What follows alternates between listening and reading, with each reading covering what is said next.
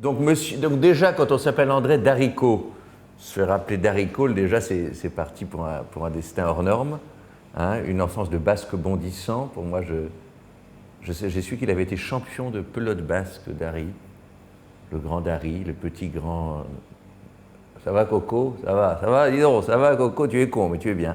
Et donc voilà, donc le personnage public, le triporteur, des nanars qui sont Darry Cole, seraient effarants, et puis arrive Darry Cole dans le film ou sur scène, et arrive un moment de fantaisie, de liberté, un truc de corps, comme Tati a pu en créer un pour Monsieur Hulot, une invention de gestuelle, comme si son corps bégayait aussi, qu'il en avait fait quelque chose, un talent, au lieu d'en faire une infirmité, donc une présence très, je pense, assez... Un truc comme Woody Allen, c'est-à-dire des faux slopettes, des mecs très musclés, parce que je crois qu'il est même torse nu à un moment dans un des triporteurs, et on voit qu'il a fait de la pelote basque. Je ne connais pas toute son histoire de pianiste de bar. Je sais que comme De Funès c'était un grand pianiste, peut-être même pas seulement de bar, peut-être mieux. Les rares fois où je l'ai vu dans des lieux où il y avait un piano, on le forçait parfois avec François Rollin à se mettre au piano, c'était assez éblouissant. Il a fait un beau pied de nez quand on lui a remis son prix au César. Je crois que c'est une année où je l'ai présenté, je ne sais plus, parce que comme je buvais à l'époque, je ne me rappelle pas. Mais il a fait venir, je sais pas, je me rappelle Toscan, ah bon, il faut un piano pour Darry Cole. Bon, ils ont fait venir un énorme piano, il est arrivé, il a fait une note, je crois. Il a posé son doigt, il a fait voilà. Ça, c'est un humour très Darry Cole. Et puis, je crois que la première fois où je l'ai rencontré, j'étais un fan, je trouve que dans les Guitry de la fin, qui ne sont pas tous très bons dans Assassin et voleur, il a une scène inouïe, je crois je ne sais pas si Guitry l'avait vu, que c'est un numéro de musical qu'il avait.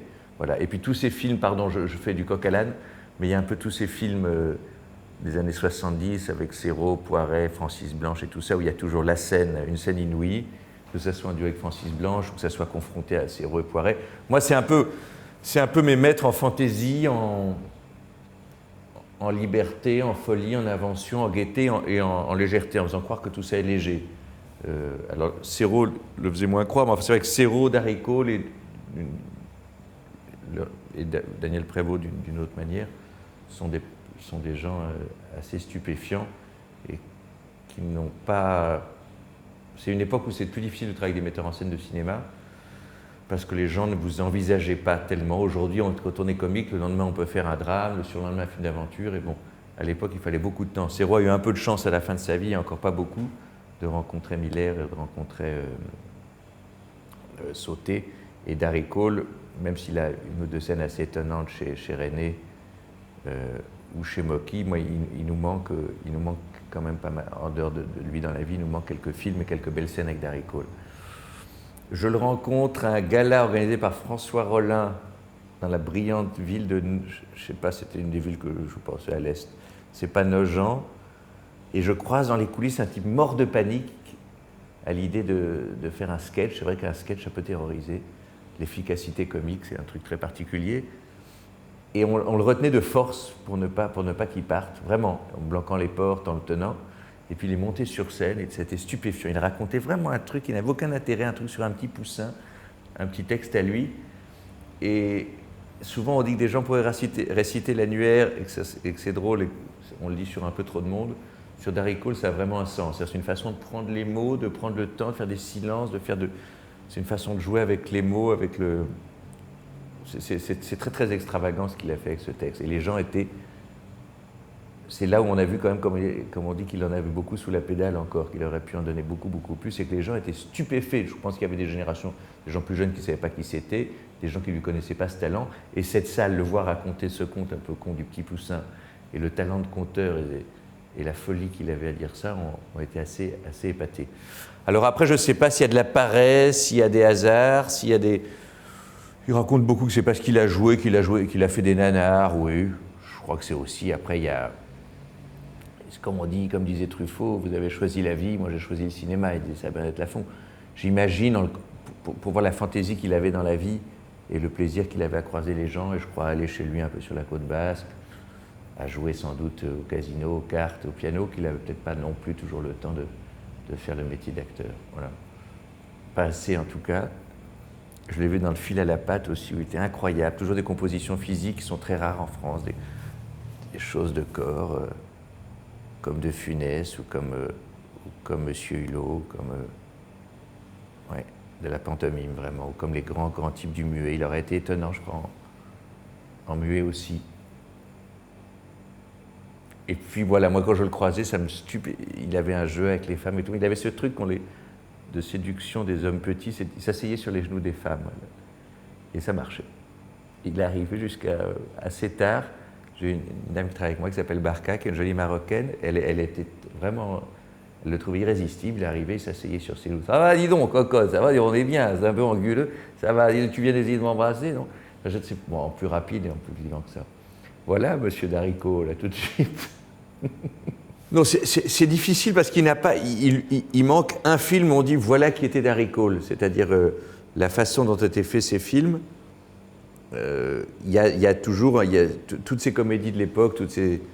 Je ne sais plus, ces messieurs de la famille, je ne sais plus, voilà, les gorilles, les machins, les trucs avec Blanche. Il y a énormément de choses consternantes et des moments de génie qui sont les scènes avec Serrault, Poiret, Daricot. Et parfois Francis Blanche, qui parfois chargeait un peu la mule dans les accents. Oui, mais ça me fait moins rire. Donc il faudrait presque coller, parce que le triporteur, c'est pareil. Le triporteur, c'est dès qu'il quitte l'écran, tout à coup, on se retrouve dans un truc un peu consternant. Donc on voyait qu'il tournait vraiment pour des gens, c'était de la confiture au cochon, parce que ce sont des metteurs en scène il y a peu de choses à sauver. Donc j'imagine que beaucoup du texte venait d'eux, puis c'était des gens de cabaret, des gens d'improvisation, c'était des auteurs aussi. Donc je pense ils arrivaient, ils étaient consternés. Moi, c'est Serrault surtout qui m'a raconté ça, parce que Daricot m'a moins parlé de sa carrière d'acteur. Et que voilà, qu'il fallait qu'on tournait ça assez vite à la chaîne, et puis il fallait sauver les meubles, quoi. Mais il faudrait. C'est un truc, comprendre ce que c'est que le burlesque, quoi, c'est-à-dire d'être très très drôle et de texte et de corps, quand même. Donc il faudrait. Comme d'ailleurs, moi je revois des cassettes des Bronquignoles aussi, pour moi c'est la même famille aussi. Voilà quelques scènes La scène de Assassin et voleur en entier, c'est la seule chose vraiment drôle du film, les 4 minutes où il vient témoigner à la barre. Ça peut se voir comme je me demande, je crois c'est formidable, il est sur Dailymotion ou sur YouTube. Il faut y aller voir ça, Daricot, l'assassin et voleur. Vous allez voir un numéro de 4 minutes, quelqu'un qui vient témoigner à la barre, qui fait un monologue.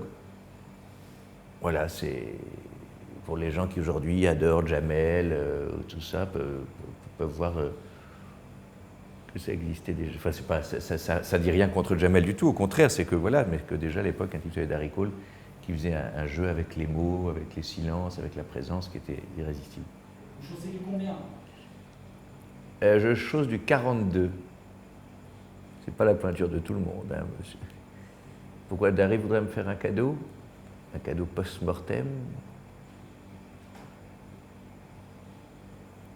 S'il y a dans les moquis, quand même.